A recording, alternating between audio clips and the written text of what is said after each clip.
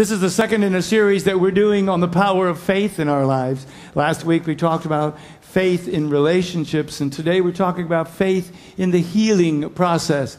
We're working from a definition that it was given to us by the co-founder of Unity, Charles Fillmore. He said, faith is the perceiving power of the mind linked with the power to shape substance. So we're understanding and teaching that faith is not just a belief, but it is an actual power that each and every one of us has. That when Jesus said, if you had the faith of a grain of mustard seed, you could move that mountain, he meant you, with your faith, could move that mountain. And when he talked to people and he healed them, and he said to them, your faith has made you whole, he was talking about the power of their faith that made them whole. This is important for us to understand. Faith is not just passive belief. It is an active power we have that can actually change the world. Now, don't you wish you had this perceiving power in your mind that you could just see things differently? Just switch a button? Well, I want you to know that when you graduate from ministerial school, they give you such glasses. These are them, and when you turn them on,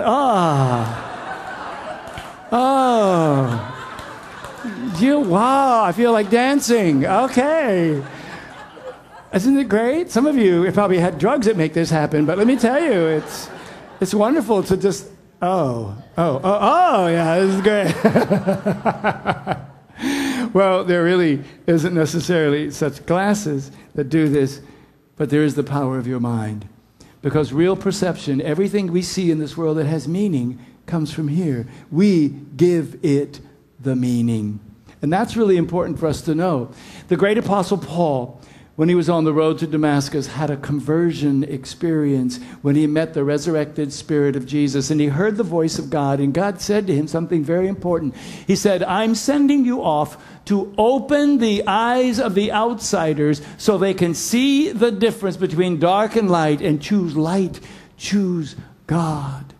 Now, there's two important concepts in there. Number one is that we can see the difference between light and dark, and we're often making a choice to see the dark, and so he wants to wake us up to see light. But the other thing that's really, really important in that whole scripture is it is our choice.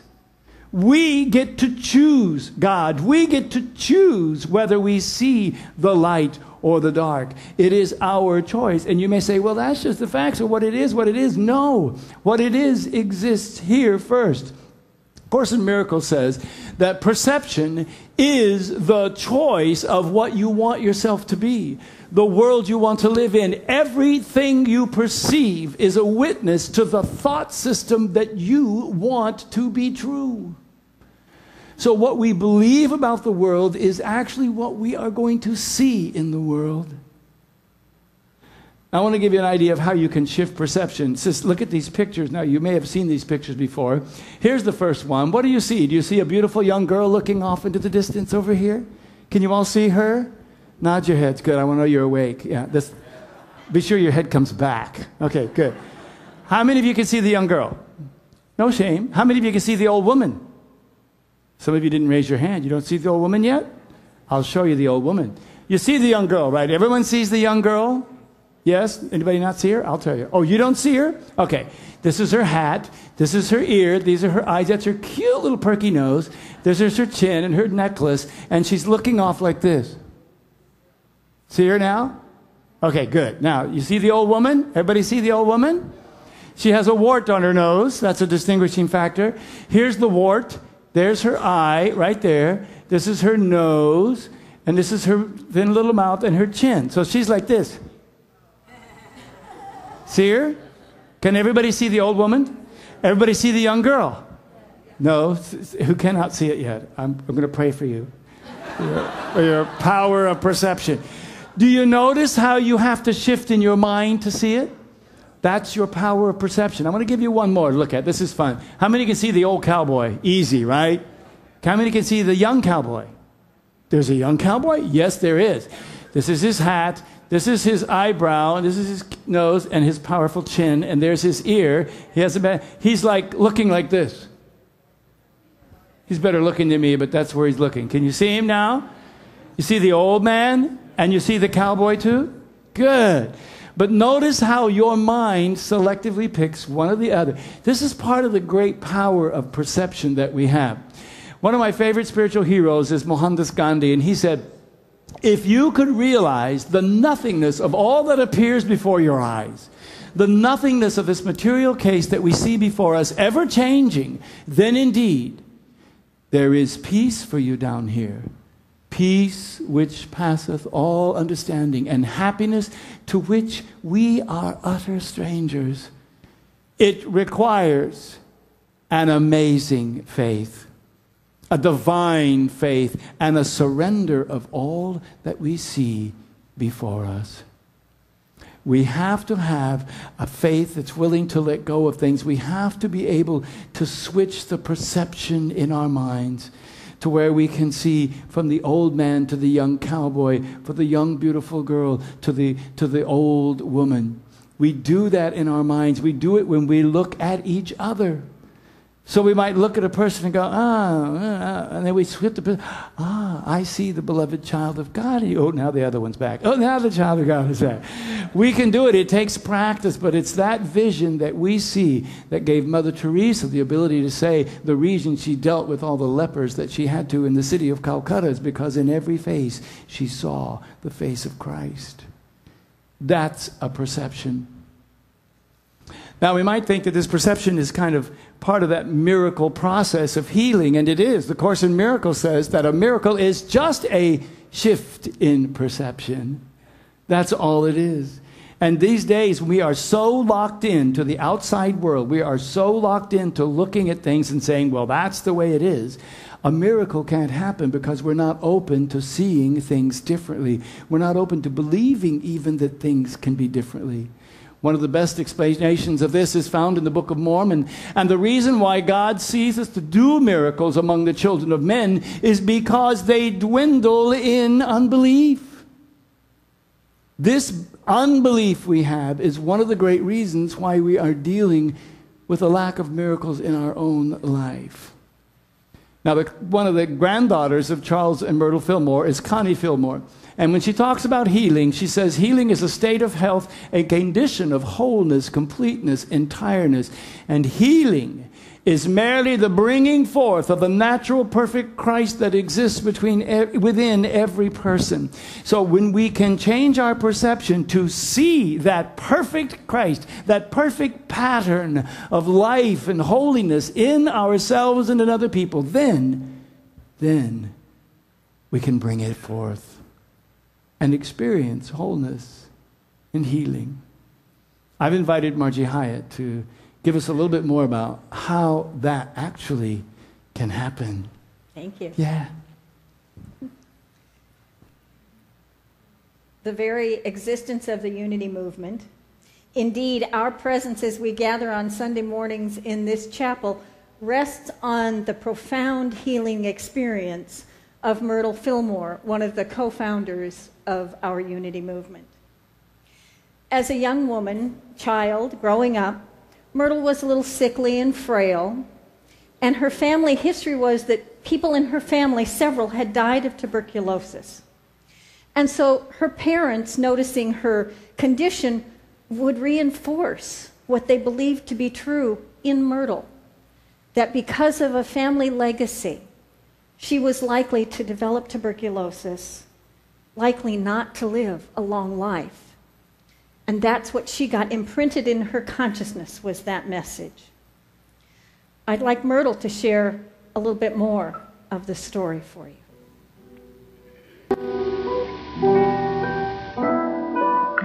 Doctors had given Myrtle 6 months to live. She was giving up hope when at a lecture given by a New Thought teacher, a Dr. E.B. Weeks, she heard a phrase which would reverse the trend of an early conditioning. I am a child of God, therefore I do not inherit sickness.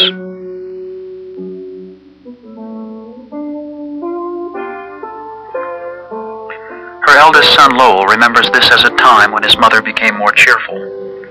People from the neighborhood often came to pray with her, and once a man came on crutches. She told him to lay them down and walk. When he said he couldn't, she insisted he try. He tried and, like others, was healed.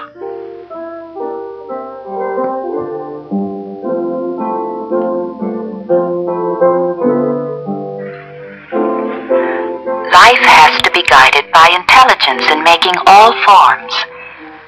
It flashed upon me that I might talk to the life in every part of my body and have it do just what I wanted. I went to all the life centers in my body and spoke words of truth to them, words of strength and power. I asked their forgiveness for the foolish, ignorant course that I had pursued in the past, when I had condemned them and called them weak, inefficient, and diseased. I did not become discouraged at their being slow to wake up, but kept right on, both silently and aloud, declaring the words of truth until the organs responded. Myrtle was about 40 years old when she had this experience of that phrase, that affirmation, I am a child of God and I do not inherit sickness, sparked in her imagination. And she developed a prayer practice daily. It took 2 years, but she cured herself of tuberculosis at a time when that was extraordinarily rare, if not impossible. Her consciousness shifted. It was that shift in perception that Skye spoke about that allowed her body to change, because it's all here in our heads. This is a reflection of this. And I want to share with you 3 things that we can do to build our faith to support our ability to shape the substance of our physical well-being. 1, we can use our gifts of imagination, vision, and intention to shape our perception. We can move ourselves from an idea of current illness or physical limitation back to the idea of our divine imprint that we arrived here perfect and whole. For most of us, that's shifted along the way. Many of us have experienced changes in our physical body that aren't really in alignment with our desires, but we haven't shifted the consciousness to allow us to return to that divine state. But we can. The imagination is the place it begins, in our mind, as we choose what experience we will have. Myrtle wrote, we need more often to think of our body as being the temple of divine love, the very substance of health and harmony, in order that this truth may be implanted in the subconscious mind, which controls our body functioning. Right here reflects here. What I show here started here, but I can shift this if I ain't happy about this today. Hallelujah, ain't that great news? It is for me. And we have an even closer to home example of this shifting consciousness using these tools of faith around issues of health. Many of us remember Patricia Rapp. Several years ago, living in Omaha, Patricia was treated and recovered from cancer. About 2 years later, it recurred. And when her doctor spoke with her that time, he said she had 2 months to live. Can't you imagine she heard the words, go home and prepare for the end of your life? Well, Patricia went home and prepared in prayer and meditation. And she received a vision of herself living on a beach on an island. That led to a conversation with Skye, which led her here. And she focused on healing and wholeness. I was fortunate enough to be here in the community, to see this, to be part of her community of support, and to watch her focus on healing at all levels. Now, what I'm going to share with you is the credo of Margie Hyatt, my own personal philosophy and theology. But I believe that even though Patricia transitioned through that experience we call death, that's a healing. When we leave this body in whatever condition it is, we step into the glory of our divine essence. What could be more whole, healed, and perfect than that? I grant that the healing process may not always look as we might consciously choose it, but I will claim, affirm, and believe it, that experience too is a great healing. And what we saw in Patricia is my second point, that we create community to support our vision and intention of our holy wholeness. when yet again cancer reoccurred in the midst of her process of healing here. The first thing was to call her sacred circle together for support, for a group of people who would see and hold the truth for her that whatever was going on in her life, she could move through it easily and gracefully. She assembled the family of her heart, the family of choice. Each of us might assemble that same family. We might assemble the family of our birth. And each of us helped Patricia know the truth, no matter what was going on for her. And I believe we supported her in moving through the experience with more strength, and we helped hold her faith at moments when she could not.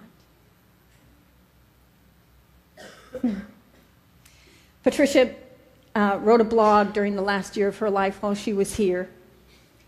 The individuals who eventually become members of your unique tribe are out there in the world waiting for you. You are destined to find them one by one as you move through life. So each of us can assemble that community. We sit in the middle of a great source of community to support our truth and our journey. We can call the sacred circle of our own choosing, be it family of heart, family of birth. We can draft the teammates that will stand with us on the sidelines of our journey. And number 3 is we rewrite the story of our holy wholeness and we tell the story of faith. Here's what I'm guilty of. I say everything out of my mouth frequently that is not what I want to have happen in my life. Anybody can resonate with that with me? Thank you. Now, this is just a fact. I have since released any truth to this in my life. But it is so that in my family of origin, all the women on my mother's side had multiple joint surgeries. For a long time, early on in my adult life, I would tell that story. And then in my head, if not out loud, came the message, and so will you. Okay, breathe. Because I finally spiritually wised up. Isn't that great? And know that that may have been a fact for members of my family. A similar situation as Myrtle Fillmore. She may have had a fact in her life, but she did not choose it any longer to be her experience. So I moved into writing a new story about my health. My body, even as I mature gracefully, is strong and flexible and vibrant. And it does not matter what took place in previous generations of my family. I will choose strength, flexibility, and vibrancy for my body, always, in every case. And I have assembled a team of people that support me in knowing the truth about me. Myrtle Fillmore wrote, "To speak truth is a healing stream." When we choose to rewrite that story, using our faith to shift our perception, to shape the substance of our very body, the conditions we are living in, it's as though we put our feet in the stream of God's love and energy and are gracefully carried forward in healing, in shift in perception, in transformation. 3 things we can do. Use our imagination, gather the sacred circle, and speak the word of truth to tell a new story in our life. Thank you, Margie. Thank you. Yay. So, Myrtle Fillmore said that to speak the truth is a healing stream. And what I like to do as we bring this to a close today is to create with you a healing stream of truth in this congregation. We know that if we want to change our lives, we have to change our thinking. We have to change the words we say. So I'm going to invite you to some commitments to make a difference in the way you speak, in speaking those commitments now to make a difference in the way your life is healing. Here's the first one. I commit to seeing myself whole and complete. So regardless of what is going on in your life, and we all have different things going on, rather than to focus on those and see those, see the core of our being, the God-Christ pattern that was created in each one of us. See that. Allow that to expand. I invite you to make this commitment. Let's say this out loud together. I commit to seeing myself whole and complete. Beautiful. Then I'm going to invite you to commit to creating relationships that are going to support your wholeness. So instead of finding people who, when you tell them, you think, oh, how awful, I had that too, and it was terrible. It took me 10 years to get over it. Oh, it was just awful. That is not going to help us heal. What I invite you to do is to create a healing community that will see us as healed and hold this vision. This is the commitment we make. Will you speak it with me together? I commit to creating relationships that support my vision of holiness. And the last one is to commit to talking about myself healed and whole. To really claim the fact that our history is not our pathology, that our past is not our potential, that whatever happened before is not our destiny. We can change our mind, change our thinking, and change our lives. So will you make this commitment with me right now, together? I commit to talking about myself as healed and whole. Beautiful. When you say those words and you take those truths into you, like Myrtle Fillmore said, you open a healing stream of God's energy into your life. And that's what I want for you every day and every moment. Will you close your eyes with me for just a moment, please? I know that we all have different things going on in our lives, sometimes different moments, different challenges. But the response is always the same, to see the truth of who we really are and who God is and that great power in our life. To draw together people that will reflect this truth to us and to speak that truth. In these quiet moments of meditation and prayer, I am inviting you to hear those words within yourself, to claim these truths for you and for your own healing, as we all come together to God now in the sacred and holy silence.